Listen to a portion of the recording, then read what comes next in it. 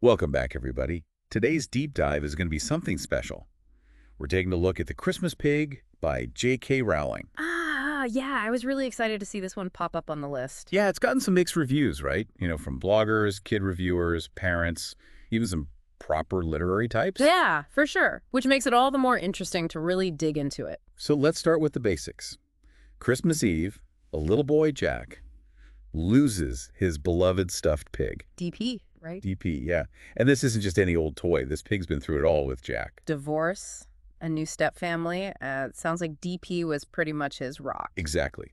Then enters the Christmas pig, the replacement, not exactly met with open arms. Oh, I bet. Can you imagine? Talk about a tough act to follow. And this is where Rowling just takes off. Suddenly we're plunged into this whole other world, the land of the lost. And it's so cleverly done, right? Yeah. She takes this universal fear, losing something precious, and makes it a real place. Okay, so paint us a picture of this land of the lost. What's it like? Well, there are different zones, like the wastes of the unlamented. Okay, I'm intrigued. Huh. Unlamented. So where forgotten things end up. Pretty much. It's where things go when they're totally forgotten. Poof, gone.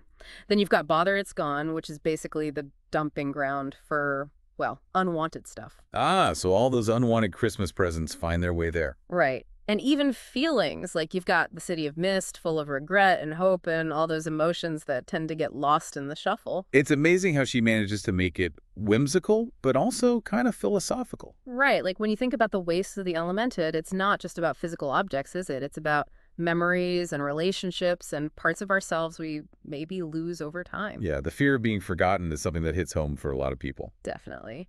Then there's the loser, this creepy figure who, well, he embodies loss. Okay, that sounds a bit intense for a kid's book. What's his deal? So he basically feeds off things people have discarded, the physical stuff, but also like emotional baggage. Wow, that's pretty heavy. Yeah, it adds this real sense of darkness to the story.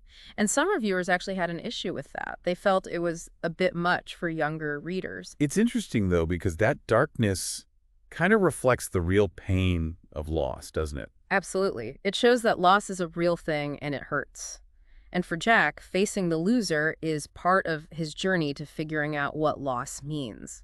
Some reviewers found Rowling's writing in this book a bit, well, plain. Especially compared to some of the other fantasy stuff out there. Yeah, I can see that. I mean, it's not exactly overflowing with flowery language. Exactly. What do you think about that? I think Rowling is really good at creating compelling stories and characters. Even if the language isn't, super poetic, it's more about whether it serves the story. I see what you mean. And for kids, sometimes straightforward is better. Right, and there are some moments where the simple language really hits you hard. Like, remember when DP whispers to Jack, losing is part of living, but some of us live even though we are lost. That's what love does. Oh, wow. Yeah. That line really gets to you. So simple, but so profound. Exactly. It's not about fancy words, it's about how those words connect with the reader. And that line in particular, it kind of redefines loss, doesn't it? Totally. Loss isn't an ending, it's more of a change. Like, love doesn't just vanish when someone's gone. You got it. It lives on in us, shapes us. It's almost like that emotional attachment as a boomerang thing they were talking about. Oh, yeah, I remember that from one of the reviews. Yeah, Jack's love for DP is like this driving force, pushing him on this crazy quest, but at the same time, it makes him so vulnerable. Because he's so fixated on finding DP that he might end up losing himself along the way, right? Right. It's that whole lose yourself to find yourself kind of thing. Yeah, but in this case, it's more like he has to get lost in this search to really understand love and loss and then, connect with what's really important. Exactly. It's not just a simple adventure story. It's about dealing with these big, messy emotions. It's about realizing that letting go doesn't mean forgetting. That's a really powerful message, especially for kids. Absolutely. And it's all wrapped up in this world that's both magical and kind of scary. Like, you've got the Island of the Beloved. Oh, I loved that part. It's where things end up when they were truly loved. Right. A paradise for lost love. Yeah. Then you've got the Loser's Place, this dark, kind of creepy place where forgotten things go to be completely destroyed. It's such a stark contrast, isn't it? Yeah. Like, one is all about the power of love and the other's about the void of being forgotten. Totally. And it makes you think about how neglecting those memories and emotional connections can lead to, well, a kind of emptiness. One reviewer actually said they found the book really comforting while they were grieving a personal loss. Really? Yeah, they said they connected with Jack's journey and found some peace in the idea that love can stick around even when someone's gone. That's amazing. It shows how the book can resonate on such a deep personal level. And I think a lot of people, kids and adults, can relate to that feeling of being lost, of searching for something they can't quite hold on to. For sure. And the Christmas pig gives us a way to deal with those feelings, to find some hope, even in the middle of loss. It's a good reminder that we're not alone in those tough times. Exactly. And it highlights that there can be something beautiful even in the broken pieces. Okay, so Christmas, it's obviously a big part of the story. Do you think that's just for setting, or is it more important than that? That's a good question. I mean, on the surface, yeah, you've got Christmas Eve, presents, even Santa makes an appearance. Right, all the classic stuff. But I think it goes deeper than that.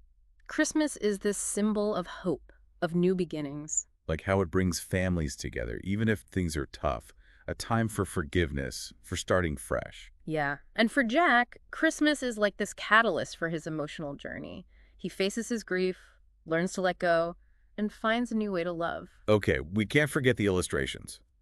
What did you think of Jim Field's work? I think they're brilliant. They bring the story to life in this whole new way. The Land of the Lost just pops off the page. They add a touch of whimsy, but also hint at the darker stuff going on. Right. And some people were debating whether some of the illustrations were spoilers or foreshadowing. It's like a little visual mystery for the reader. Now, if you're more of an audiobook person, this one is supposed to be incredible. Oh, yeah. I've heard great things about it. Multiple voice actors, all the sound effects. It really immerses you in the story. So, big news.